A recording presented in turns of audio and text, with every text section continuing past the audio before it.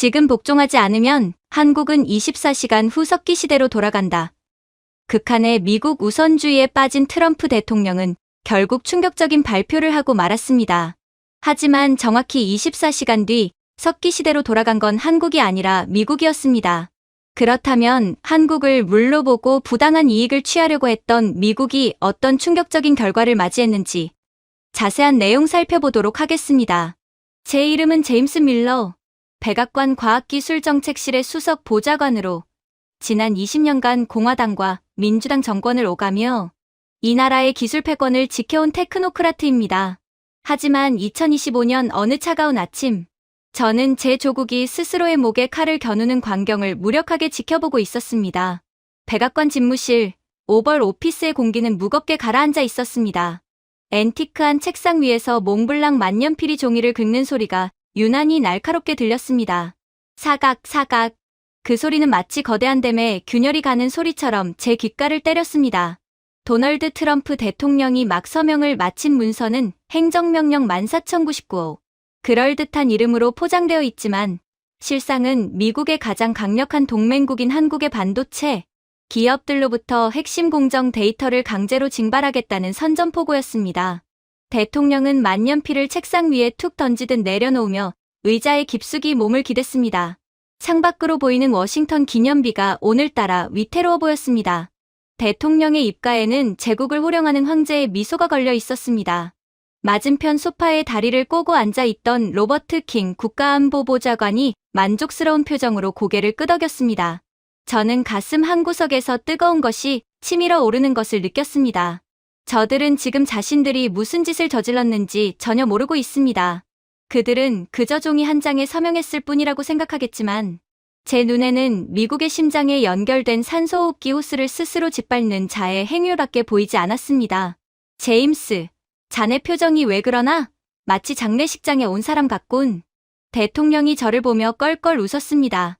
저는 마른 침을 삼키며 입을 열었습니다.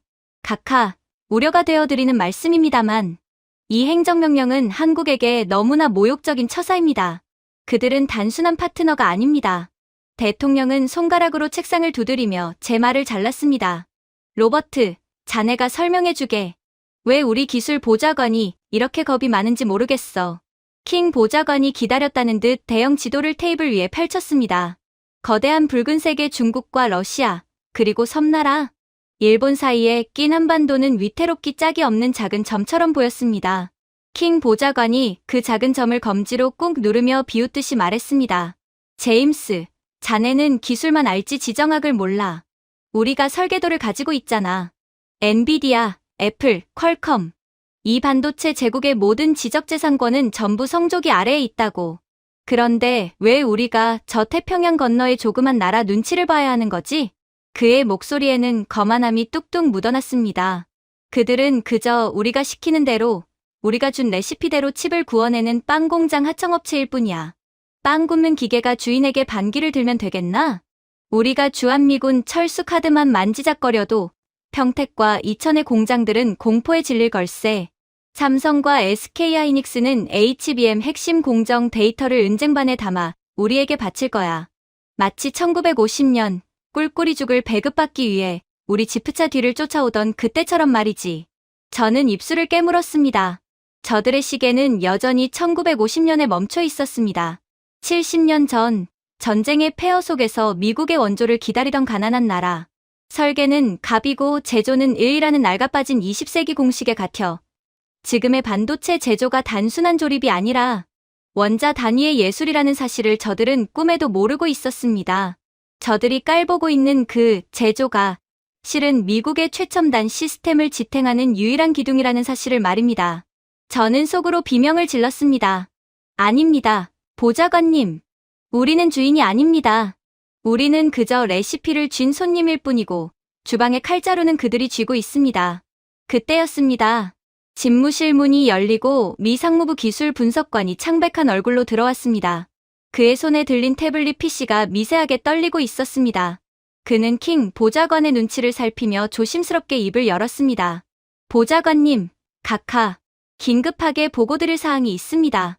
이번 행정명령의 근거가 된 인텔 오하이오 공장과 삼성 평택 공장의 수율 비교 데이터가 방금 도착했습니다. 킹 보좌관은 귀찮다는 듯 손을 휘저었습니다. 그게 뭐 대수라고. 인텔이 곧 따라잡을 거 아닌가? 네덜란드 ASML사에서 사온 장비는 똑같잖아. 우리가 돈을 더 많이 썼는데 당연히 결과도 좋아야지. 그게 상황이 좀 다릅니다. 심각하게 다릅니다. 분석관이 마른 침을 삼키며 데이터를 대형 화면에 띄웠습니다. 붉은색 그래프와 푸른색 그래프의 격차는 충격적이었습니다. 저는 그 수치를 보는 순간 눈을 질끈 감았습니다. 우려했던 현실이 수치로 증명되는 순간이었습니다. 현재 인텔의 최신 1.4나노 공정 수율은 38%입니다. 100개를 만들면 62개가 불량품이라 쓰레기통으로 들어간다는 뜻입니다. 반면 한국의 평택 라인은 동일 공정 및 HBM 사이 수율이 94.2%입니다. 순간 집무실의 공기가 싸늘하게 얼어붙었습니다. 38%와 94%. 이것은 단순한 기술 격차가 아니었습니다. 그것은 넘을 수 없는 차원의 벽이었습니다. 대통령의 미간이 찌푸려졌습니다. 장비가 똑같다며? 그런데 왜 이런 말도 안 되는 차이가 나는 거야? 한국 놈들이 무슨 마법이라도 부린다는 건가? 분석관은 거의 울 것 같은 표정으로 대답했습니다. 각하, 이건 장비의 문제가 아닙니다. 학계에서는 이를 암묵지라고 부릅니다. 한국의 엔지니어들은 기계가 알려주지 않는 온도, 습도, 심지어 공장의 미세한 진동까지 본능적으로 감지하고 제어합니다. 우리가 그들의 매뉴얼을 훔쳐와도 소용없습니다.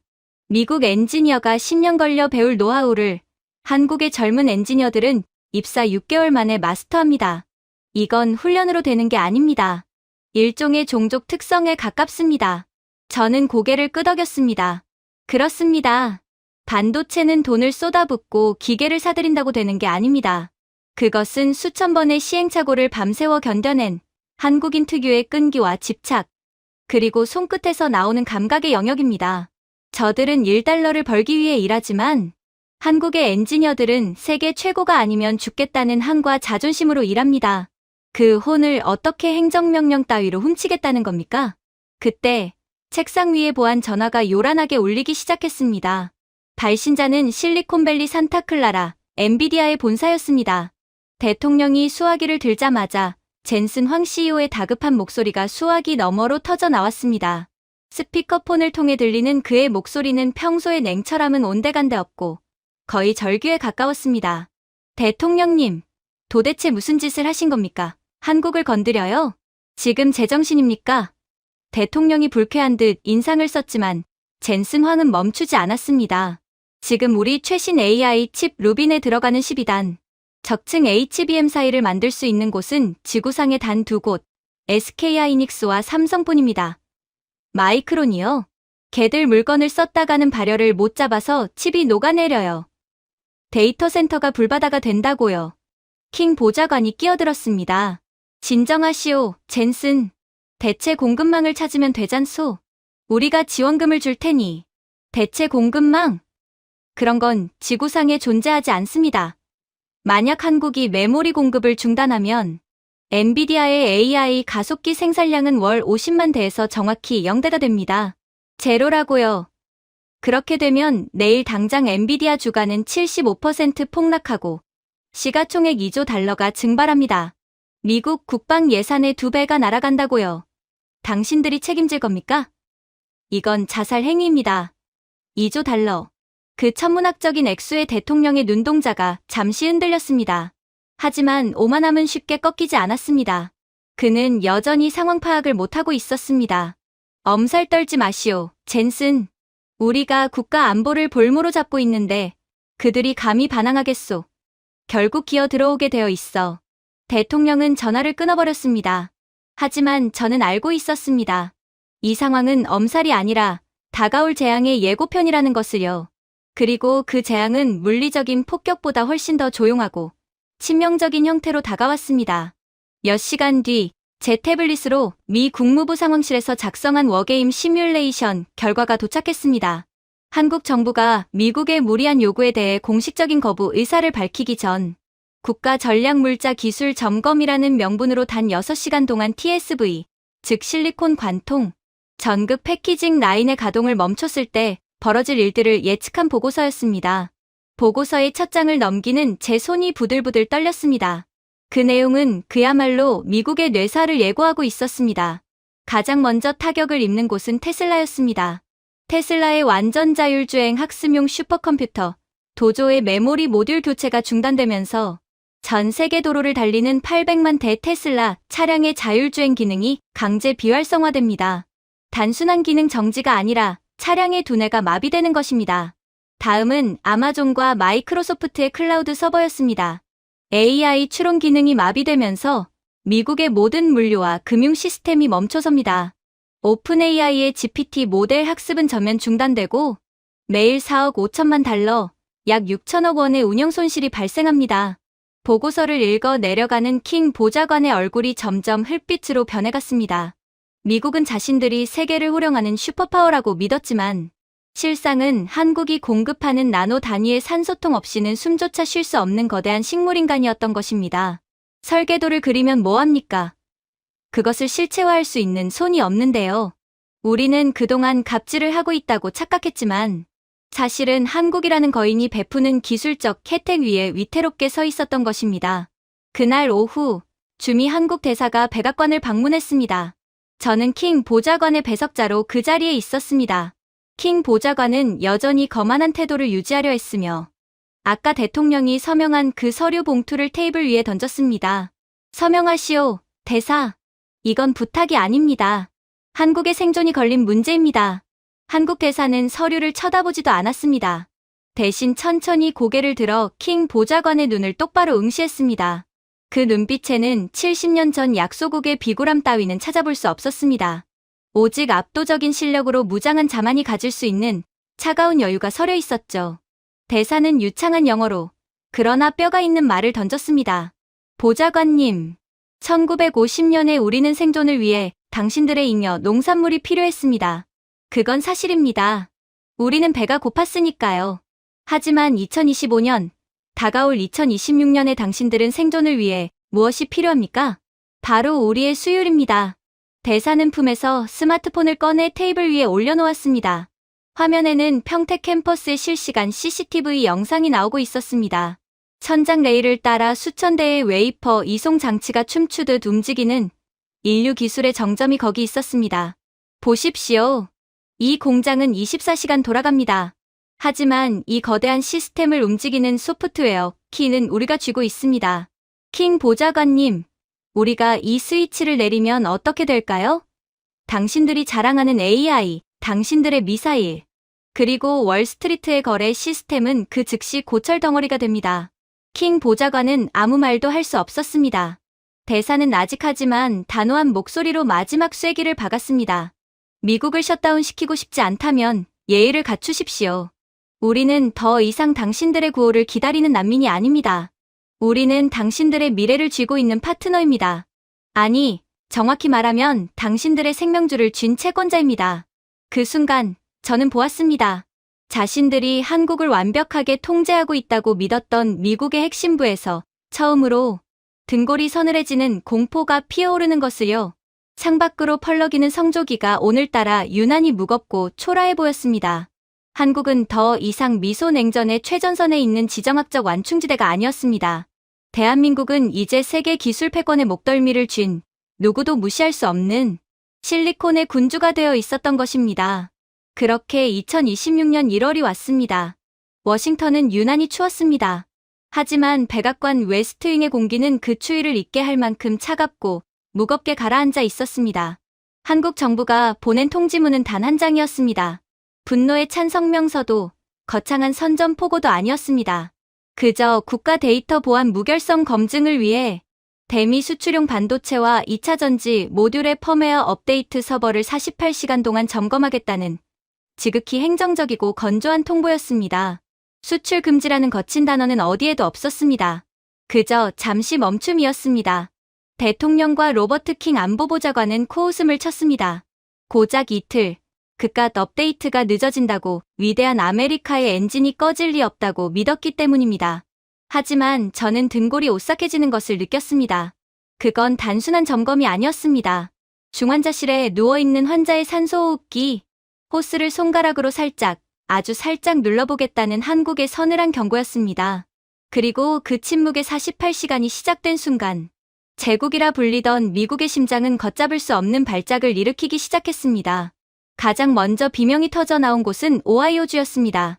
백악관은 한국의 조치에 보란듯이 인텔의 오하이오 이노베이션 팹 가동을 명령했습니다. 우리에게는 인텔과 마이크론이 있다. 한국이 없어도 우리는 칩을 만들 수 있다. 대통령의 호언장담은 텔레비전 화면을 가득 채웠습니다. 하지만 그 자신감은 단 4시간 만에 매캐한 탄내와 함께 증발해버렸습니다. 10년 전인 2015년만 해도 상황은 정반대였습니다. 당시 한국의 엔지니어들은 인텔의 포틀랜드 공장을 견학하며 그들의 어깨너머로 기술을 배우기 위해 수첩을 들고 뛰어다녔습니다. 인텔의 엔지니어들은 뒷짐을 지고 거만하게 그들을 내려다보곤 했죠.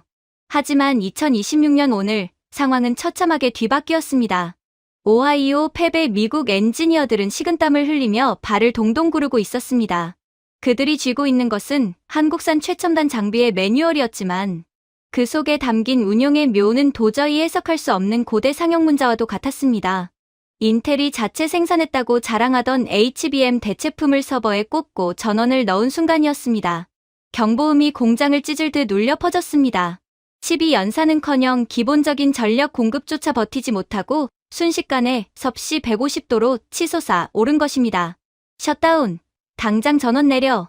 공장장의 다급한 고함도 소용없었습니다. 메인보드가 열기를 이기지 못하고 아이스크림처럼 녹아내렸습니다. 원인은 한국 기업들이 독점하고 있는 마이크로 범프 접합 기술의 부재였습니다. 머리카락 굵기의 100분의 1 수준인 접합부를 완벽하게 이어붙이는 기술. 그것은 단순한 공학이 아니라 신의 손길이 닿아야만 가능한 예술의 영역이었습니다. 그 기술 없이 흉내만 낸 인텔의 칩은 고성능 메모리가 아니라 그저 비싼 시한폭탄에 불과했습니다. 보고된 불량률은 87%. 10개를 만들면 9개가 쓰레기라는 뜻입니다. 단 4시간 만에 500억 달러, 60조 원이 투입된 생산 라인이 고철 덩어리로 변해 멈춰섰습니다. 그제야 미국 수뇌부는 깨달았습니다. 설계도만 쥐고 있으면 뭐합니까? 그것을 현실로 만들어낼 한국인의 손끝 기술이 없으면 그 모든 설계도는 그저 값비싼 종이 쪼가리에 불과하다는 사실을 말입니다. 그 충격이 가시기도 전에 버지니아주에서 더 큰 재앙이 보고되었습니다. 세계 최대 클라우드 기업 아마존 웹서비스 AWS의 데이터 센터가 질식하기 시작한 것입니다. 한국의 삼성전자가 공급하는 엔터프라이즈 SSD의 전력 제어, 펌웨어 업데이트가 끊기자 수백만 개의 SSD가 동시에 비명을 질렀습니다. 서버실의 온도가 급격히 올라가자 SSD 내부의 컨트롤러는 자체 보호를 위해 강제 성능, 저하 모드, 즉 스로틀링을 발동시켰습니다. 데이터 처리 속도가 평소의 100분의 1로 곤두박질 쳤습니다. 이것은 물리적인 파괴보다 더 끔찍한 고문이었습니다. 뇌는 살아있는데 몸이 움직이지 않는 식물인간 상태가 되어버린 것입니다. 10년 전 미국 기업들에게 한국산 부품은 그저 가성비 좋은 옵션 중 하나였습니다. 마음에 안 들면 언제든 다른 것으로 갈아 끼울 수 있는 건전지 같은 존재라고 생각했죠. 하지만 지금은 달랐습니다.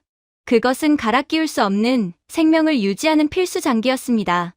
AWS 클라우드가 멈추자 그 여파는 쓰나미처럼 미국 전역을 덮쳤습니다. 넷플릭스의 영상이 멈추고 우버의 배차 시스템이 먹통이 되었으며 줌 화상회의가 끊겼습니다. 실리콘밸리의 혁신이라 불리던 모든 서비스가 한국의 클릭 한 번에 의해 매사 상태에 빠진 것입니다. 디지털 제국, 미국의 경제가 물리적인 타격 하나 없이 오직 한국의 침묵만으로 무너져 내리는 광경은 공포 그 자체였습니다. 캘리포니아 쿠퍼티노의 애플 본사, 애플파크는 그야말로 초상집 분위기였습니다. CEO 팀 쿡은 집무실에서 머리를 감싸 쥐고 있었습니다. 차세대 야심작 아이폰 18의 출시를 위해 고군분투하고 있었지만 생산 라인은 올스톱 상태였습니다. 아이폰의 두뇌인 AP칩은 애플이 설계했지만 화면을 켜는 디스플레이 구동칩과 배터리 효율을 관리하는 PMIC는 100% 한국의 LX 세미콘과 삼성전기가 독점하고 있었기 때문입니다. 과거 애플은 슈퍼갑이었습니다. 한국 하청업체들을 줄 세우고 단가를 후려치며 너희 말고도 할 곳은 많다고 큰소리쳤습니다. 하지만 그 오만의 대가는 혹독했습니다. 급한 대로 중국의 BOE나 대만 업체들의 부품을 대체제로 써봤지만 결과는 참담했습니다. 한국의 초미세 전력 관리 기술을 따라가지 못한 대체 부품들은 배터리 수명을 30% 이하로 떨어뜨렸고 화면은 수시로 깜빡거렸습니다. 이건 전화기가 아니라 그냥 비싼 벽돌입니다. 기술 책임자의 보고에 팀 쿡은 털썩 주저앉았습니다. 아이폰 18 생산 전면 중단. 이 소식이 전해지자마자 애플의 주가는 하루 만에 10%가 폭락했습니다. 시가총액 수백조 원이 허공으로 사라졌습니다. 팀 쿡은 떨리는 손으로 백악관에 항해 서한을 보냈습니다. 한국 부품이 없으면 아이폰은 존재할 수 없습니다. 제발 그들을 멈추지 마십시오. 하지만 국방부의 상황은 경제적 손실 따위와는 비교할 수 없을 만큼 심각했습니다. 미국의 자존심이라 불리는 최첨단 스텔스 전투기 F-35 라이트닝이가 로키드 마틴 공장에 발이 묶여버린 것입니다. 출고 대기 중이던 40대의 전투기가 경납고 밖으로 나가지 못하고 있었습니다. 원인은 기가 막히게도 전투기의 눈인 AESA 레이더 모듈을 냉각시키는 특수 유전체 소재 때문이었습니다. 이 소재는 한국의 한 중소기업이 전 세계 공급량의 90% 이상을 독점 생산하고 있었습니다. 10년 전 한국은 미국에게 무기 좀 팔아달라고 로비하던 구매자였습니다. F-35 한 대를 사기 위해 굽신거리던 나라였습니다. 그런데 지금은 상황이 완전히 역전되었습니다. 미군 무기 체계의 가장 치명적인 아킬레스건을 한국이 쥐고 있는 것입니다. 미 국방장관은 텅 빈 경납고를 바라보며 전율했습니다. 우리의 무기가 한국의 허락 없이는 그저 비싼 고철이라는 사실에 소름이 돋는다. 세계 최강이라 자부하던 미군의 군사력이 고작 소재, 부품 하나 때문에 무력화되는 현실 앞에서 펜타곤의 장군들은 할 말을 잃었습니다. 사태가 이 지경에 이르자 미 국방고등연구계획국의 최고 과학자들이 긴급 소집되었습니다. 그들은 한국산 반도체를 뜯어 역설계를 시도했습니다. 어떻게든 복제해서라도 급한 불을 끄려 했던 것입니다. 하지만 현미경으로 한국의 칩 내부를 들여다본 MIT 박사 출신 수석 연구원은 절망적인 표정으로 고개를 저었습니다. 이건 과학이 아닙니다. 예술입니다. 12개의 칩을 머리카락 한 가닥, 두께로 쌓아 올린 적층 기술은 미국 과학자들의 상상을 초월하는 것이었습니다. 칩과 칩 사이를 연결하는 수만 개의 통로는 마치 살아있는 생물처럼 유기적으로 얽혀 있었습니다. 10년 전엔 우리가 그들을 가르쳤습니다. 반도체란 이런 것이라고 훈수를 뒀죠.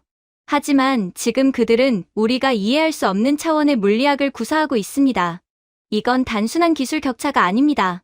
문명 격차입니다. DARPA가 백악관에 제출한 보고서의 결론은 충격적이었습니다. 한국을 배제하고 이 기술을 자체적으로 확보하려면 최소 7년의 시간과 8천억 달러의 예산이 필요함. 7년. 그 시간이면 미국의 기술 패권은 이미 박물관에 전시되어 있을 것입니다. 그리고 48시간이 거의 끝나갈 무렵, 뉴욕에서 상징적인 사건이 터졌습니다. 타임스퀘어의 화려한 전광판과 지하철 시스템을 관리하는 스마트 그리드가 오작동을 일으킨 것입니다. 원인은 한국산 전력 반도체의 교체 시기를 놓친 것이었습니다. 테러도 해킹도 아니었습니다.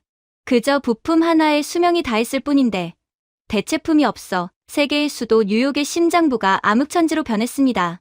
화려하게 빛나던 전광판들이 하나둘 꺼지고 지하철이 멈춰선 어둠 속에서 뉴요커들은 공포에 질렸습니다.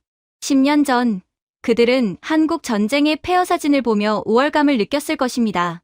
자신들이 베푼 원조 덕분에 살아난 나라라고 생각했겠죠. 하지만 그 어둠 속에서 그들은 뼈저리게 깨달았습니다.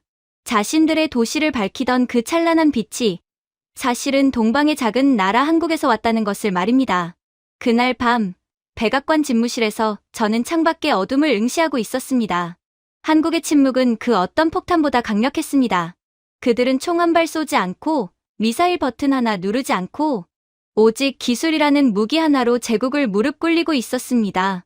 이것은 단순한 부품 공급 중단이 아니었습니다.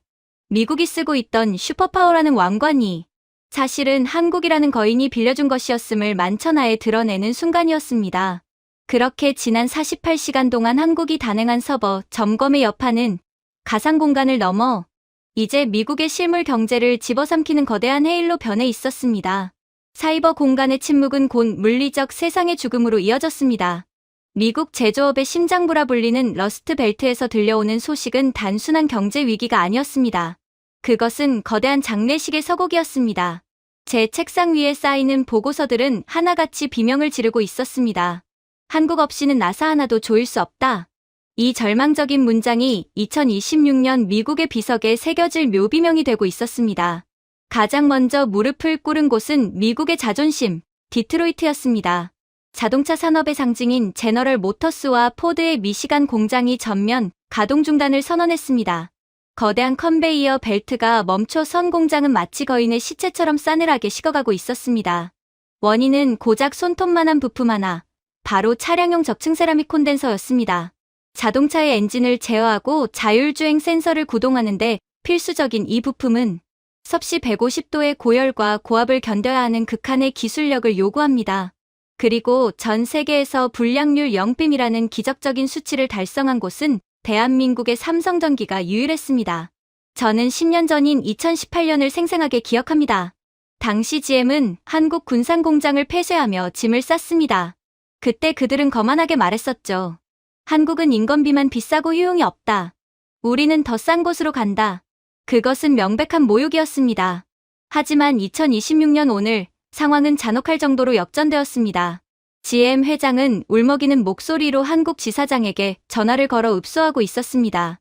제발 MLCC 한 줌만 있으면 됩니다. 공장을 돌릴 수 있게 해주십시오. 가격은 10배, 아니 100배라도 드리겠습니다. 하지만 한국 지사장의 대답은 정중한 거절뿐이었습니다. 다급해진 GM은 일본 무라타 제작소의 부품을 대체 투입했습니다. 그러나 결과는 참혹했습니다. 일본산 부품을 장착한 전기차들이 출고장에서 연달아 화재를 일으키며 폭발했습니다. 3건의 연속 화재 사고, 결국 전량 리콜 사태가 터졌습니다. 일본의 기술력으로도 한국의 빈자리를 채울 수는 없었습니다. 디트로이트의 엔지니어들은 그제야 깨달았습니다. 한국 기술력의 부재는 곧 죽음을 의미한다는 사실을 말입니다. 공포는 북쪽에서 멈추지 않고 남쪽 텍사스로 번졌습니다. 에너지 독립을 외치며 떵떵거렸던 텍사스주가 암흑천지로 변했습니다. 거대한 태양광 패널과 풍력 발전 단지가 흉물스럽게 멈춰섰습니다. 생산된 전기를 저장해두는 에너지 저장 장치가 작동을 멈췄기 때문입니다. ESS의 두뇌인 배터리 관리 시스템이 한국 LG에너지솔루션과 삼성 SDI의 인증 코드를 받지 못해 잠겨버린 것입니다. 우리는 텍사스가 석유의 바다 위에 떠 있다고 자만했습니다. 하지만 그 에너지를 담는 그릇인 배터리는 100% 한국산이었습니다. 전력 공급이 불안정해지자 정유 공장의 가동이 멈췄습니다. 펌프가 돌지 않으니 기름을 퍼 올릴 수도 정제할 수도 없었습니다. 미 전역의 주유소에는 기름 없음 표지판이 내걸렸고 휘발유 가격은 갤런당 $8를 돌파했습니다. 하루 손실액만 12억 달러, 1조 5천억 원이 공중분해되고 있었습니다. 텍사스 주지사는 백악관 화상회의에서 책상을 치며 절규했습니다.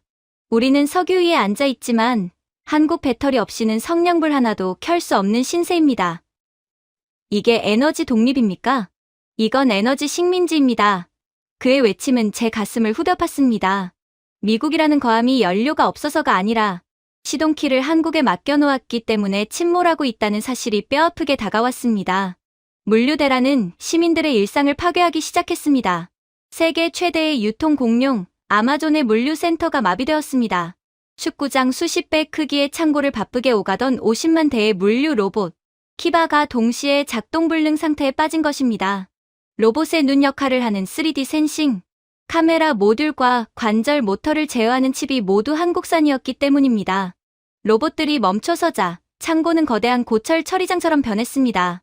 사람이 직접 물건을 날라야 했지만 50만 대의 로봇을 대체할 인력은 어디에도 없었습니다. 이길 배송이라는 아마존의 약속은 3주 후 배송이라는 조롱거리로 전락했습니다. 식료품과 생필품 배송이 끊기자 공포에 질린 시민들은 마트로 달려갔습니다. 진열대는 순식간에 비었고 곳곳에서 약탈이 시작되었습니다. 경찰 무전기 너머로 들려오는 사이렌 소리를 들으며 저는 생각했습니다. 이것은 미국의 혈관에 혈전이 생긴 것이 아닙니다. 한국이 아예 혈액 공급을 끊어버린 것입니다. 피가 돌지 않는 신체는 썩어 들어갈 수밖에 없습니다.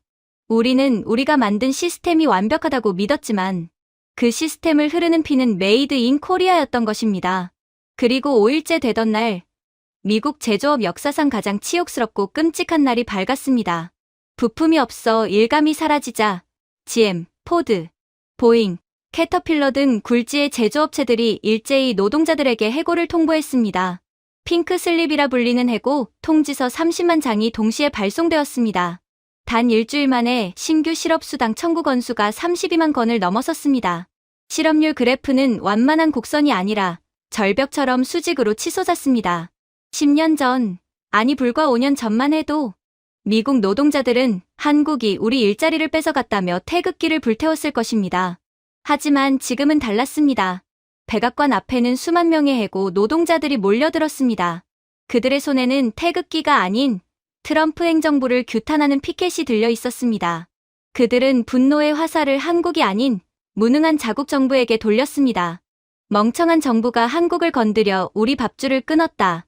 한국은 적이 아니라 우리의 파트너다. 그들은 현장에서 뼈저리게 알고 있었습니다. 한국 기업은 경쟁자가 아니라 자신들의 일자리를 지탱해주는 마더보드라는 사실을 말입니다. 마더보드가 고장나면 부품들은 아무런 쓸모가 없습니다. 한국이라는 기반이 사라지자 미국 노동자들의 삶도 함께 무너져 내린 것입니다. 건설 현장의 상황도 처참했습니다. 세계 최대 중장비 업체 캐터필러의 일리노이 공장 야적장에는 거대한 굴삭기와 불도저, 수천 대가 출고되지 못한 채 녹슬고 있었습니다. 유압 제어 밸브에 들어가는 초정밀 유압 센서가 없었기 때문입니다. 이 센서는 한국의 한 중소기업이 특허를 가진 독점 제품이었습니다. 급한 대로 중국산 센서를 장착해보았지만 결과는 끔찍했습니다. 오차 범위가 큰 중국산 센서 때문에 굴삭기 팔이 제멋대로 움직이며 인부들을 위협하는 사고가 발생했습니다. 결국 미국 건설협회는 한국 센서 없이는 삽질도 못한다며 모든 공사 중단을 선언했습니다. 도로 보수 공사조차 할 수 없게 된 미국은 문자 그대로 마비되었습니다. 이 모든 사태를 지켜보던 미 하원 의장이 긴급 연설을 위해 단상에 올랐습니다. 그의 뒤로는 두 장의 사진이 나란히 띄워졌습니다. 한 장은 1950년 한국전쟁 당시 미국이 한국에 보낸 옥수수 가루 포대 사진이었고, 다른 한 장은 2026년 현재 멈춰버린 디트로이트 공장의 흑백 사진이었습니다. 의장의 목소리는 떨리고 있었습니다. 존경하는 국민 여러분, 70년 전 우리는 그들의 배고픔을 해결해주는 신과 같은 존재였습니다. 우리는 그들이 우리 없이는 살 수 없다고 믿었습니다. 그는 잠시 숨을 고르며 멈춰 선 공장 사진을 가리켰습니다. 하지만 오늘날 진실은 정반대였습니다. 그들은 우리의 기계를 움직이는 영혼이었습니다. 우리는 한국을 지배하는 제국인 줄 알았지만 사실은 한국의 기술 식민지였습니다. 한국의 허락 없이는 차도, 공장도, 심지어 전기도 쓸 수 없는 나라. 이것이 2026년 미국의 초라한 자화상입니다. 이 연설은 미국인들의 자존심을 산산조각 냈습니다. 팍스 아메리카나의 환상은 깨졌습니다. 한국은 더 이상 동맹이라는 이름으로 묶어둘 수 있는 만만한 나라가 아니었습니다. 그들은 두려움과 경외의 대상이었습니다. 미국이 한국을 필요로 하는 것이지 한국이 미국을 필요로 하는 것이 아니었습니다. 30만 장의 해고 통지서는 그 증거이자 오만한 제국이 치러야 할 값비싼 청구서였습니다. 저는 창밖으로 보이는 텅 빈 거리를 바라보며 생각했습니다. 우리는 지금 러스트 벨트의 장례식을 치르고 있다고. 그리고 그 상주는 바로 우리 자신의 오만함이었다고. 그렇게 미국은 한국을 건든 대가를 톡톡히 치르게 되었습니다. 경제는 마비되었고 산업 현장은 멈췄으며 거리에는 실직자들의 분노가 들끓고 있었습니다. 하지만 백악관 오벌 오피스의 주인 도널드 트럼프 대통령은 여전히 자신의 패배를 인정하지 않았습니다. 그는 궁지에 몰린 맹수처럼 으르렁거리고 있었습니다. 그의 손에는 마지막 남은 카드, 아니 그가 조커라고 믿고 있는 카드가 들려 있었습니다. 바로 주한미군 철수였습니다. 10년 전, 아니 불과 5년 전만 해도 이 카드는 만능 열쇠였습니다. 미군을 빼겠다는 말 한마디면 한국 정부는 사색이 되어 달려왔고 방위비 분담금 협상에서 백지수표를 내밀곤 했습니다. 대통령은 확신했습니다. 한국이 아무리 기술로 우리 목줄을 죄고 있다 한들 안보 앞에서는 결국 무릎 꿇을 것이라고요. 그는 비장한 표정으로 트위터 앱을 열었습니다. 그리고 전 세계를 뒤흔들 문장을 입력했습니다. 한국이 반도체 통제권을 48시간 내에 풀지 않으면 캠프 험프리스의 병력을 즉각 괌으로 철수시키겠다. 더 이상 공짜 점심은 없다. 전송 버튼을 누르는 그의 손가락에는 망설임이 없었습니다. 그는 기대했을 겁니다. 한국 주식시장이 폭락하고 서울 광장에 수십만 명의 시민이 모여 미군 철수 반대를 외치며 울부짖는 모습을요. 하지만 그로부터 정확히 1시간 뒤 상황실 모니터를 지켜보던 우리는 눈을 의심해야 했습니다. 한국의 반응은 공포가 아니었습니다. 그것은 철저한 무관심, 그리고 소름 끼치는 조롱이었습니다. 한국의 주요 포털 사이트와 SNS는 잘 가라는 해시태그로 도배되었습니다. 밀린 임대료나 내고 가라. 이제 우리 땅 좀 넓게 쓰겠네라는 댓글이 베스트에 올랐습니다. 1970년대 닉슨 독트린 때나 90년대 북핵 위기 때 보였던 그 절박함은 어디에도 없었습니다. 더 충격적인 것은 주식시장의 반응이었습니다. 코스피 지수는 요동치지 않았습니다. 오히려 한화에어로스페이스, LIG넥스원 같은 방산주들이 가격 제한폭까지 치솟으며 상한가를 기록했습니다. 이게 도대체 무슨 일일까요? 국무부 동부가 분석관이 떨리는 목소리로 보고서를 읽어 내려갔습니다. 각하, 한국 여론은 지금 미군 철수를 기회로 보고 있습니다. 미국의 간섭 없이 자체 핵무장을 하고 SLBM을 탑재한 원자력 잠수함을 배치할 수 있는 족쇄가 풀렸다고 생각하는 겁니다. 그들은 트럼프 대통령의 협박을 위기가 아니라 축복으로 받아들이고 있습니다. 대통령의 얼굴이 붉게 달아올랐습니다. 자신이 던진 회심의 수류탄이 불발탄이 되어 발밑에 떨어진 꼴이었습니다. 하지만 진짜 재앙은 여론 따위가 아니었습니다. 미군 철수 준비 명령이 하달된 직후 펜타곤의 심장부에서 비명소리가 터져 나왔습니다. 위성 신호가 끊겼습니다. 베이징이 보이지 않습니다. 미 국가안보국의 한국 지부인 500일 정보여단이 철수 절차에 들어가며 통신망을 차단한 순간이었습니다. 펜타곤 상황실의 대형 스크린 절반이 칠흑 같은 어둠으로 변했습니다. 우리는 그제야 뼈저린 진실을 마주했습니다. 미국이 자랑하던 그 엄청난 정보력, 중국과 러시아, 북한을 감시하던 도청 및 감시 데이터의 70%가 바로 한국이라는 이치와 한국이 깔아놓은 인프라에 기생하고 있었다는 사실을 말입니다. 한국의 백령도와 파주에 설치된 감시 자산들은 중국 베이징과 러시아, 극동부의 숨소리까지 잡아내는 미국의 귀였습니다. 게다가 한국이 독자 개발하여 쏘아 올린 425 사업의 초고해상도 정찰위성과 세계 최초로 구축된 육지 통신 백본망을 공유받지 못하게 되자 미국은 순식간에 눈과 귀를 잃은 장님이 되어버렸습니다. CIA 국장이 머리를 감싸주며 절규했습니다. 우리는 한국이라는 고성능 안경을 쓰고 있었던 겁니다. 그 안경을 벗어던지니 태평양 건너 적들이 미사일을 세우는지 눕히는지조차 볼 수 없는 시력 0.1의 노인이 되어버렸습니다. 지금 당장 철수 명령을 취소해야 합니다. 하지만 엎친 데 덮친 격으로 태평양 한가운데서 또 다른 비보가 날아들었습니다. 미 해군 7함대 사령관이 긴급 화상회의를 요청했습니다. 화면 속 사령관의 표정은 사색이 되어 있었습니다. 백악관은 지금 무슨 짓을 한 겁니까? 한국이 미군 철수에 대한 대응 조치로 미 해군 함정의 한국 내 입항과 수리를 전면 거부하겠다고 통보했습니다. 대통령이 퉁명스럽게 대답했습니다. 그게 뭐? 일본이나 괌으로 가면 되잖아. 아니면 본토로 오든지. 각하, 현실을 모르시는 말씀입니다. 일본 요코스카는 이미 포화 상태고 본토의 조선소들은 다 망해서 항공모함 하나 수리하려면 3년을 대기해야 합니다. 하지만 한국은 다릅니다. 거제도와 울산의 하나오션, HD 현대중공업 도크는 세계 최고입니다. 그들은 우리 이지스함을 마치 편의점에 들르듯 일주일 만에 완벽하게 수리해서 내보내주고 있었습니다. 사령관은 침을 튀기며 말을 이었습니다. 한국의 MRO, 즉 유지보수 지원이 끊기면 현재 작전 중인 7함대 함정의 60%가 3개월 내에 정비불량으로 고철이 됩니다.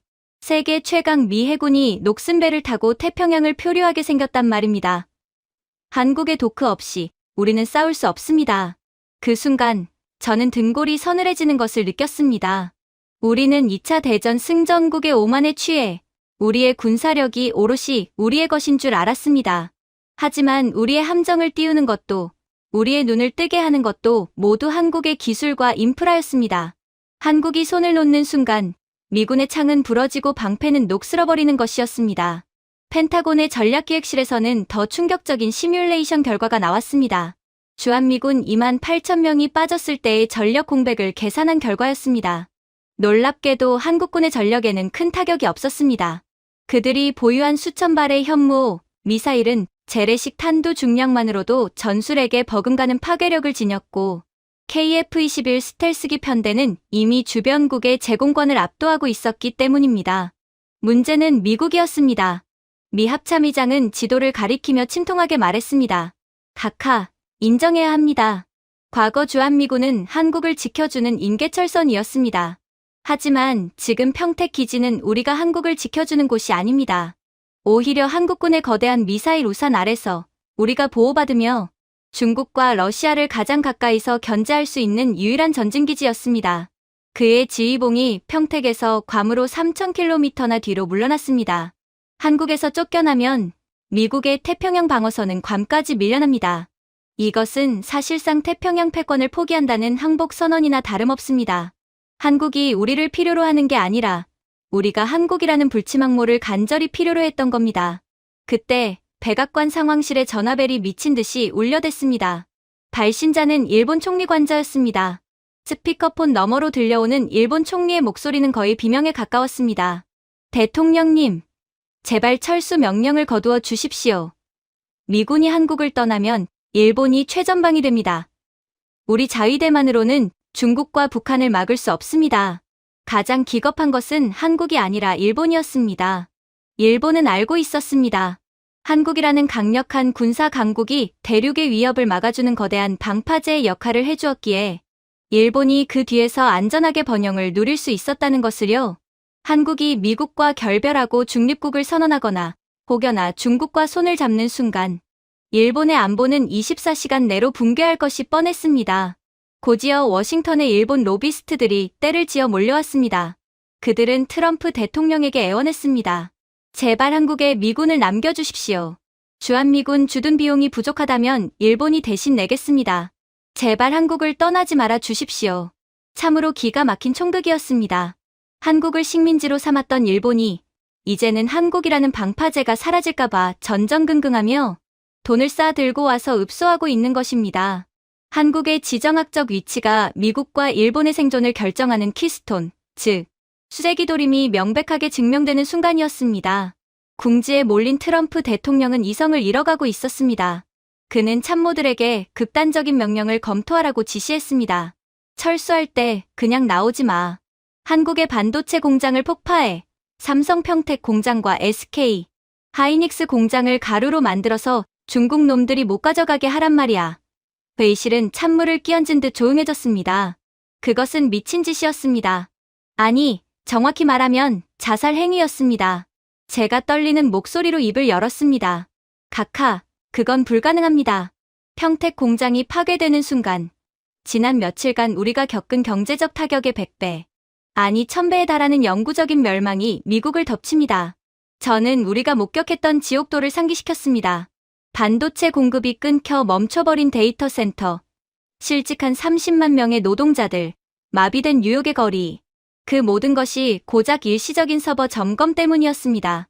그런데 공장 자체가 사라진다면 그것은 미국의 석기시대 회귀를 의미했습니다. 그리고 각하, 솔직해지셔야 합니다. 우리가 폭격 명령을 내린다고 해도 한국군이 가만히 있겠습니까? 그들의 천궁이와 LSAM 방공망은 우리 미군기조차 격추할 수 있습니다. 우리는 한국을 파괴할 힘이 없습니다.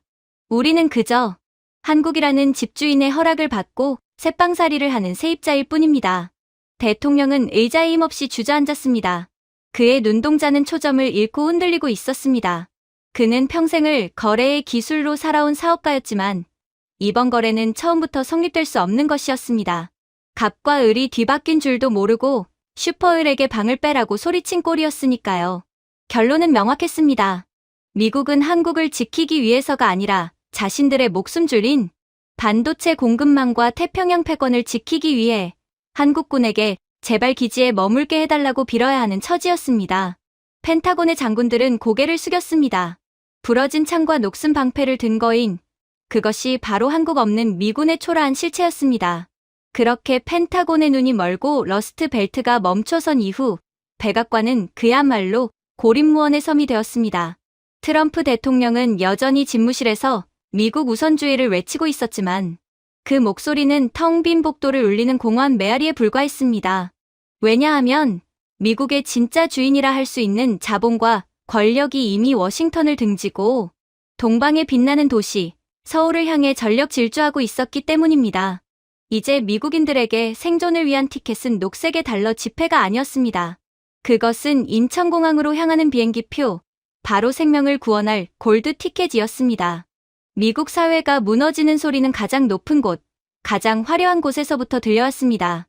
뉴욕과 보스턴의 최상류층들이 입원해 있는 세계 최고의 병원, 존스 홉킨스와 메이어 클리닉의 VIP 병동이 아수라장이 되었습니다. 인류의학의 정점이라 불리던 첨단 의료 장비들이 하나둘 숨을 멈췄기 때문입니다. 수술용 로봇, 다빈치의 관절을 제어하는 초정밀 반도체 칩, 그리고 MRI 장비의 초전도 자석을 냉각시키는 헬륨 제어 모듈, 이 모든 것의 심장은 메이드 인 코리아였습니다. 한국으로부터의 부품 공급이 끊기자 21세기의 최첨단 병원은 순식간에 1980년대로 퇴보했습니다. 0.1mm의 오차도 허용하지 않는 정밀 로봇 수술은 불가능해졌고 의사들은 녹슨 수술칼을 꺼내 들며 이제는 개복 수술밖에 방법이 없다고 고개를 저었습니다.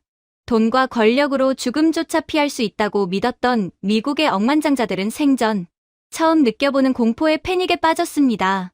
록펠러 가문의 원로는 췌장암 수술을 불과 하루 앞두고 수술 불가 판정을 받았습니다. 그는 병원장에게 소리쳤습니다. 내 전 재산의 절반을 내놔도 좋으니 나를 살려내라. 하지만 병원장은 침통한 표정으로 대답했습니다. 미국에는 이제 선생님을 살릴 기술이 남아있지 않습니다. 원로는 즉시 개인 전세기를 띄웠습니다. 행선지는 미국 내 다른 병원이 아닌 대한민국 서울이었습니다. 한국 아산병원이나 삼성서울병원으로 보내주게. 거기만이 나를 살릴 수 있어. 거기가 현대의학의 성지야. 인천국제공항의 개인 비행기 계류장은 미국 부호들이 타고 온 걸프 스트림 전용기들로 발 디딜 틈이 없었습니다. 그들은 한국 정부와 병원 측에 입원 허가를 받기 위해 줄을 섰습니다. 과거 미국 비자를 받기 위해 한국인들이 미 대사관 앞에 길게 줄을 섰던 역사가 70년 만에 완벽하게 뒤집힌 것입니다. 한국의 병원 원장이 입원 허가서에 서명하는 순간 미국의 억만장자들은 감격의 눈물을 흘리며 서로를 끌어안았습니다. 그들에게 한국은 단순한 아시아의 국가가 아니라 생명을 주관하는 신의 영토였습니다. 외교 무대에서의 고립은 더욱 처참했습니다. 긴급 소집된 지칠 정상회의장. 트럼프 대통령은 자신이 회의를 주도하며 동맹국들을 압박할 것이라 믿었습니다. 하지만 회의 시작 10분 전 믿을 수 없는 보고가 들어왔습니다. 영국, 프랑스, 독일, 이탈리아 정상이 회의장 입장을 거부하고 별도의 룸에서 대한민국 대통령과의 단독 화상회의를 요청한 것입니다. 유럽의 정상들은 냉철했습니다. 그들은 미군 철수 협박이 가져온 파장을 똑똑히 목격했습니다. 미국의 해구산보다 당장 급한 것은 자국의 산업을 돌릴 한국의 반도체와 배터리였습니다. 독일 총리는 화상회의 화면 속 한국 대통령에게 정중히 고개를 숙였습니다. 대한민국 대통령님, 독일의 자동차 산업과 스마트 팩토리는 한국의 기술 없이는 단 하루도 유지될 수 없습니다. 우리는 미국의 무모한 기술 블록화에 반대합니다. 우리는 한국과 독자적인 유라시아 기술 동맹을 맺기를 희망합니다. 프랑스 대통령 역시 거들었습니다. 파리의 모든 통신망과 방산 시스템을 업그레이드하는 사업에 한국 기업을 최우선 파트너로 선정하겠습니다. 부디 우리를 버리지 말아 주십시오. 텅 빈 지칠 회의장에 홀로 앉아있는 트럼프 대통령의 사진이 전 세계 뉴스 헤드라인을 장식했습니다. 그 사진 한 장은 팍스 아메리카나의 종말을 알리는 상징이었습니다. 세계의 중심은 더 이상 워싱턴이 아니었습니다. 모든 길은 서울로 통하고 있었습니다. 지칠 공동성명서에서는 미국의 리더십이라는 문구가 삭제되었고 그 자리에는 한국과의 포괄적 기술 동맹이라는 새로운 문구가 새겨졌습니다. 그리고 제가 가장 경악했던 순간은 바로 돈의 이동이었습니다. 월스트리트의 자본가들이 아닌 전 세계의 국부펀드와 다국적 기업들이 움직이기 시작했습니다. 미국의 경제가 한국의 빗장에 걸려 질식하는 것을 본 세계 각국은 일제히 코리아, 러시를 시작했습니다. 그들은 깨달았습니다. 미국은 언제든 자국 이기주의로 공급망을 끊을 수 있는 불안한 파트너지만 한국은 기술력과 신뢰를 갖춘 유일한 대안이라는 것을요. 사우디아라비아의 빈 살만 왕세자는 네옴시티 프로젝트의 핵심인 AI, 인프라와 에너지 시스템 정권을 미국 기업에서 회수하여 한국 기업단에 넘겼습니다. 계약 규모만 5천억 달러, 600조 원이 넘는 천문학적인 금액이었습니다. 미국 기술은 한국 부품 없이는 껍데기일 뿐입니다. 우리는 원청인 한국과 직접 거래하겠습니다. 동남아시아와 남미, 심지어 미국의 뒷마당이라 불리던 캐나다와 멕시코마저 한국 기업 유치전에 뛰어들었습니다. 한국의 산업통상자원부 장관실 팩스는 전 세계에서 날아온 러브콜과 수주 계약서로 마비될 지경이었습니다. 반도체, 2차 전지, 방산, 원전, 조선, 바이오, 한국이 가진 포트폴리오의 모든 분야에서 건국 이래 최대의 슈퍼사이클이 터졌습니다. 한국의 무역 수지는 단 한 달 만에 사상 최대 흑자를 기록했습니다. 전 세계의 부가 마치 거대한 진공청소기에 빨려 들어가듯 한국으로 몰려들었습니다. 블룸버그 통신은 이 기현상을 두고 이렇게 평했습니다. 20세기가 석유를 가진 자의 것이었다면 21세기는 한국의 수유를 가진 자의 것이다. 지금 세계는 코리아 스탠다드로 재편되고 있다. 세계의 금고가 서울을 향해 활짝 열렸다. 실리콘밸리의 황제들도 더 이상 백악관의 눈치를 보지 않았습니다. 일론 머스크, 마크 저커버그, 샘 올트먼. 이 거물들이 개인 전용기를 타고 단체로 한국행을 택했습니다. 그들은 판교 테크노밸리에 도착해 공동 기자회견을 열었습니다. 일론 머스크가 마이크를 잡았습니다. 미국 정부의 규제와 외교적 무능이 우리의 혁신을 가로막고 있습니다. 테슬라는 오늘부로 차세대 R&D 센터와 기가팩토리의 핵심 허브를 한국으로 이전합니다. 혁신이 살아 숨쉬는 곳은 실리콘밸리가 아니라 판교입니다. 샘 올트먼 역시 폭탄 선언을 했습니다. 오픈 AI의 차세대 데이터 센터는 미국이 아닌 한국 부산에 지어질 것입니다. 한국의 안정적인 전력망과 메모리 반도체 없이는 인공일반지능의 꿈을 이룰 수 없기 때문입니다. 미국의 자랑이었던 혁신의 아이콘들이 살기 위해 제 발로 한국이라는 둥지로 찾아 들어간 것입니다. 이는 미국의 미래 성장 동력이 통째로 한국으로 이식되는 것을 의미했습니다. 미국 청년들 사이에서는 이제 아이비리그 졸업장보다 한국어 자격증과 한국 기업, 인턴 경력이 더 값진 스펙이 되었습니다. 아메리칸 드림은 옛말이 되었고 이제는 코리안 드림이 그 자리를 대체했습니다. 미국 내부의 여론도 180도 뒤집혔습니다. 백악관 앞 라파에트 광장에는 연일 수십만 명의 시위대가 몰려들었습니다. 하지만 그들의 구호는 과거와 달랐습니다. 그들은 한 손에는 성조기, 다른 한 손에는 태극기를 들고 있었습니다. 우리는 한국을 원한다. 미친 짓을 멈추고 한국과 친구가 되라.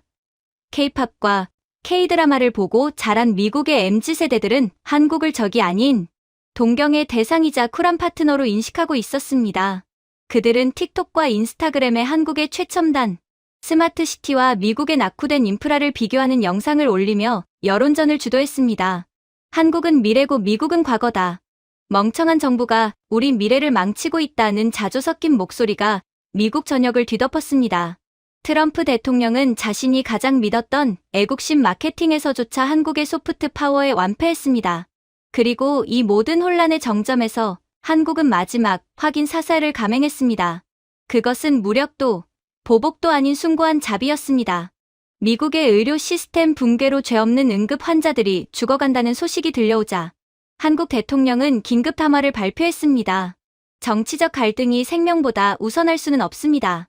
대한민국은 조건 없이 미국의 필수 의료용 반도체와 의약품을 긴급 지원하겠습니다. 그날 밤 태극 마크가 선명한 한국 공군의 수송기들이 앤드루스 공군기지에 착륙했습니다. 비행기에서 내리는 것은 점령군이 아니라 미국인들을 살릴 구호물자였습니다. 70년 전 미군 수송기에서 내리는 밀가루를 보며 눈물 흘리던 한국인들이 이제는 최첨단 의료 장비를 싣고 와 미국을 구원하고 있었습니다. 이 장면은 전 세계에 생중계되었습니다. 그것은 한국이 기술 제국을 넘어 도덕적 리더십까지 갖춘 진정한 선진국임을 만천하에 공표하는 순간이었습니다. 미국인들은 트럼프의 아집과 한국의 자비를 비교하며 심리적으로 완벽하게 패배를 인정했습니다. 저는 텅 빈 백악관 복도를 걸으며 생각했습니다. 우리는 힘으로 세계를 지배하려 했지만 한국은 기술과 품격으로 세계를 매혹시켰습니다. 이제 되돌릴 수 없습니다. 미국이 세계의 중심이었던 시대는 끝났습니다. 바야흐로 팍스 코리아나, 한국에 의한 평화와 번영의 시대가 열린 것입니다. 그렇게 마침내 도널드 트럼프 대통령은 백기를 들었습니다. 하지만 그는 마지막 자존심을 지키기 위해 한국 대통령을 국빈 초청하여 새로운 미래 파트너십을 논의하고 싶다는 외교적 수사를 동원했습니다. 형식은 국빈 초청이었지만 전 세계가 알고 있었습니다. 이것은 제국의 황제가 보내는 초청장이 아니라 물에 빠진 사람이 지푸라기라도 잡는 심정으로 보내는 절박한 구원 요청이라는 것을 말입니다. 대한민국 대통령의 전용기 코드 1이 미국 영공에 진입하자 미 공군 F-22 랩터 편대가 호위 비행을 시작했습니다. 앤드루스 공군기지에 도착한 코드 1의 문이 열리고 한국 대통령이 모습을 드러내는 순간 저는 숨을 멈췄습니다. 과거 한국 대통령이 방문할 때면 실무급 관료들이 나와 의례적인 악수를 건네던 것과는 차원이 달랐습니다. 활주로 끝에는 미 부통령, 국무장관, 그리고 상하원 의장까지 도열해 있었습니다. 그들은 한국 대통령이 레드카펫을 밟고 내려오자 마치 구세주를 맞이하듯 허리를 숙였습니다. 하지만 진짜 장관은 공항 펜스 밖이었습니다. 수만 명의 미국 시민들이 성조기와 태극기를 양손에 들고 환호하고 있었습니다. 그들의 손에는 우리를 구해주세요. 한국, 당신의 도움이 필요합니다. 라고 적힌 팻말이 들려 있었습니다. 그들에게 한국 대통령은 나라를 빼앗으러 온 점령군이 아니었습니다. 멈춰버린 공장을 다시 돌리고 꺼져버린 병원의 불빛을 다시 켜줄 유일한 희망이었습니다. 한국이라는 작은 거인이 70년 만에 자신을 구해줬던 거인을 다시 일으켜 세우기 위해 돌아온 것입니다. 한국 대통령은 백악관으로 직행하는 의전을 거부했습니다. 대신 그가 향한 곳은 한국전쟁 참전용사 기념비였습니다. 그곳에는 휠체어에 앉은 96세의 노병 토마스가 기다리고 있었습니다. 그는 1953년 폐허가 된 서울 거리에서 한국 아이에게 초콜릿을 건네주며 눈물 흘렸던 바로 그 미군이었습니다. 토마스는 대통령을 보자마자 흐느끼기 시작했습니다. 앙상하게 마른 손으로 대통령의 손을 잡으며 그가 떨리는 목소리로 말했습니다. 대통령님, 나는 우리가 실패했다고 생각했습니다. 내 조국 미국이 이렇게 망가지고 초라해졌는데 내가 70년 전 목숨 걸고 지킨 그 나라는 지도에서 보이지도 않을 만큼 너무 작아 보였습니다. 내 젊음이, 내 전우들의 피가 헛된 것이 아니었나 원망도 했습니다. 그 말을 들은 한국 대통령은 주저없이 젖은 땅바닥에 무릎을 꿇었습니다. 그리고 노병의 거친 손을 두 손으로 감싸 쥐고 눈을 맞췄습니다. 카메라 플래시가 터지는 소리조차 들리지 않는 정적 속에서 대통령의 목소리가 울려 퍼졌습니다. 토마스 상병님, 당신은 실패하지 않았습니다. 절대 그렇지 않습니다. 당신이 70년 전 목숨 바쳐 지켜낸 그 작은 폐허가 오늘 당신의 조국을 구하기 위해 이 자리에 왔습니다. 당신이 심은 그 작은 씨앗이 거목이 되어 이제 늙고 지친 미국을 쉬게 할 시원한 그늘이 되었습니다. 우리가 지금 누리는 번영은 당신의 피와 땀 위에 세워진 것입니다. 대한민국은 결코 은혜를 잊지 않습니다. 토마스 상병은 아이처럼 소리내어 울었고 그 모습을 지켜보던 수많은 미국 시민들과 기자들도 눈시울을 붉혔습니다. 이 장면은 전 세계에 생중계되며 기술적 패배감에 젖어있던 미국인들의 마음을 완전히 돌려놓았습니다. 한국은 단순히 반도체 기술만 뛰어난 힘센 나라가 아니었습니다. 자신들이 베푼 은혜를 70년이 지나서도 잊지 않고 가장 결정적인 순간에 갚으러 온 품격 있는 나라였습니다. 한국에 대한 경계심은 존경심으로 바뀌었고 두려움은 안도감으로 변했습니다. 그 감동을 뒤로하고 백악관 오벌 오피스에서 역사적인 회담이 열렸습니다. 트럼프 대통령과 한국 대통령이 마주 앉았습니다. 트럼프는 애써 특유의 당당한 표정을 지으려 했지만 테이블 위에 놓인 서류를 쥐고 있는 그의 손끝은 미세하게 떨리고 있었습니다. 그 서류의 제목은 한미 포괄적 기술 안보 협정. 내용은 명확했습니다. 미국은 한국 기업에 가했던 모든 불합리한 규제와 행정명령을 즉각 철폐하고 한국의 반도체 및 배터리 기술 표준을 미국의 국가 표준으로 공식 채택한다는 것이었습니다. 이것은 사실상의 항복 문서이자 한국 기술에 대한 영구적인 종속을 인정하는 조약이었습니다. 트럼프가 몽블랑 펜을 들고 머뭇거리자 한국 대통령이 부드럽지만 단호한 어조로 말했습니다. 대통령님, 서명하십시오. 그래야 미국의 심장이 다시 뜁니다. 그 한마디에 트럼프는 깊은 한숨을 내쉬며 서명란에 이름을 적었습니다. 펜촉이 종이를 긁는 그 짧은 순간 70년간 이어져 온 한미 관계의 상하가 영원히 뒤집혔습니다.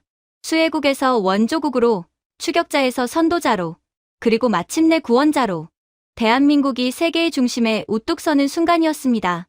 회담 직후 열린 백악관 로즈가든 기자회견에서 한국 대통령은 미국을 비난하거나 조롱하지 않았습니다. 대신 그는 전 세계를 향해 위대한 사면을 선포했습니다. 대한민국은 미국의 실수를 탓하지 않습니다.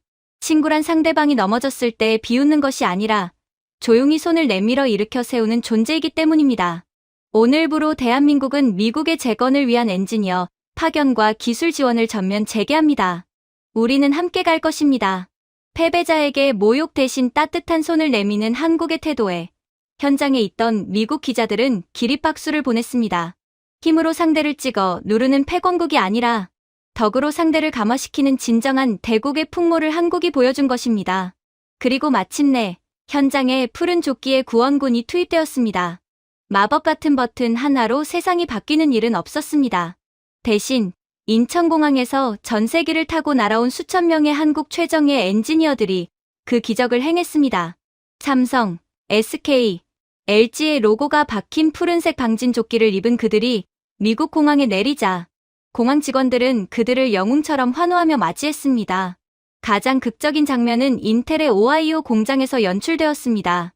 멈춰선 지 일주일이 넘어 녹이 슬어가던 최첨단 장비 앞에서 미국 최고의 엔지니어들이 머리를 싸매고 있었습니다. 아무리 매뉴얼을 봐도 원인을 알 수 없는 오류였습니다.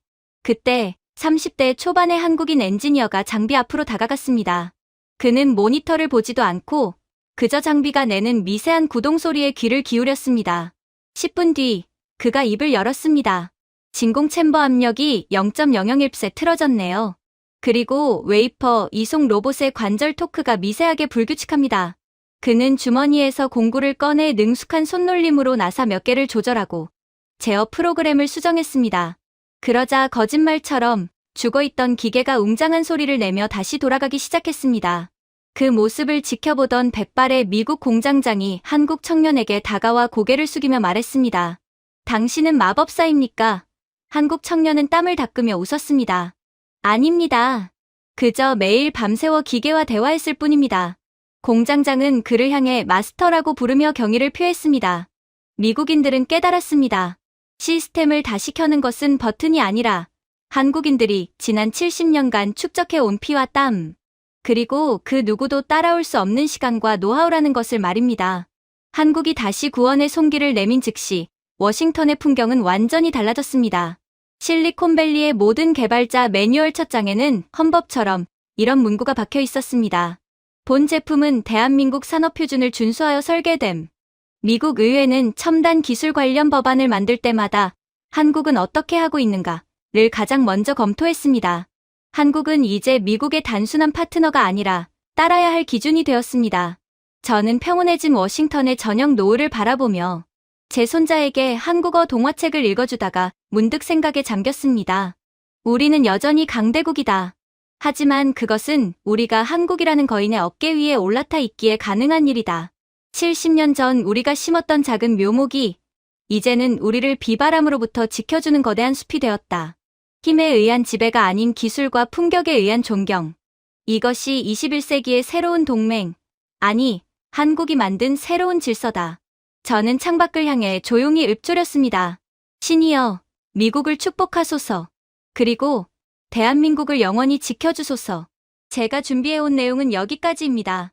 끝까지 시청해주셔서 진심으로 감사드리며 여러분들의 구독과 좋아요, 알림 설정은 영상 제작에 큰 힘이 됩니다. 이상 세모튜브였습니다.